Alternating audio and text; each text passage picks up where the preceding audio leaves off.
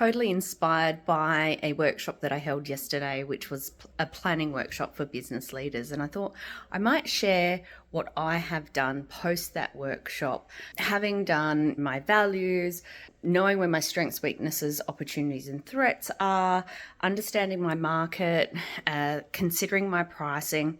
Just thought I'd share with you how I've planned out 2026. I did this morning. It's been in my head for a really long time. I'm gonna show you now. So this is a little capture insight into my brain. So I started with my State of the Nation events and my immersion workshops that I held yesterday. I just knew that I wanted to have 3 months between each of my State of the Nation events because they take a bit of promoting and a lot of energy to come together, an organisation. I knew that I wanted to do my workshops as well, so I have planned for 3 of them to happen at opportune times throughout the year. You can see February, May and early September. I also am missing my Connect and Collaborate events. These are just general networking events that are highly connected for NDIS providers here in South Australia. I haven't done them for a couple of years, so we are going to introduce them back 3 times next year.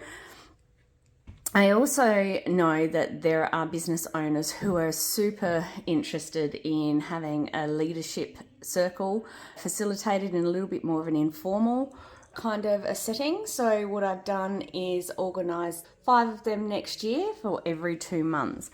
Looking at this, it can look a little bit overwhelming.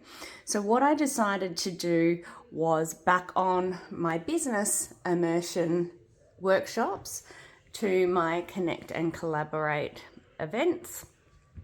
It makes sense to have the one location booked for the day and to back them on.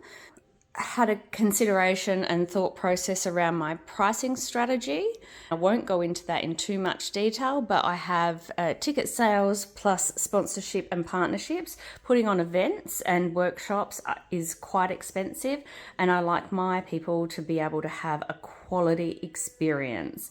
That is super important to me. When they have a quality experience, when they feel comfortable and safe in an environment, we are promoting then connection and collaboration, community, and people being able to think clearly and move forward. So what I then did was take all of this information and start to work out when I would like my timing. So I've come over here knowing that December and January I don't like to plan anything, and generally July is just a write-off because of school holidays. I like to give myself strategic breaks these days so I can give the very best of myself. I worked out that I needed to be strategic about how I planned my months. Whilst that looks like a lot over there, it's very doable when I have structured it the way I have. So it doesn't have to be hard. I like to see it visually because carrying things in my head is too much for me. The other benefit to having it visually is that you can change things around. So each of these I can move them to anywhere I want. I can change them up. I can change dates to suit me and what I'm looking for to get the best out of my time. So I maximize that, but also my enjoyment and my ability to give.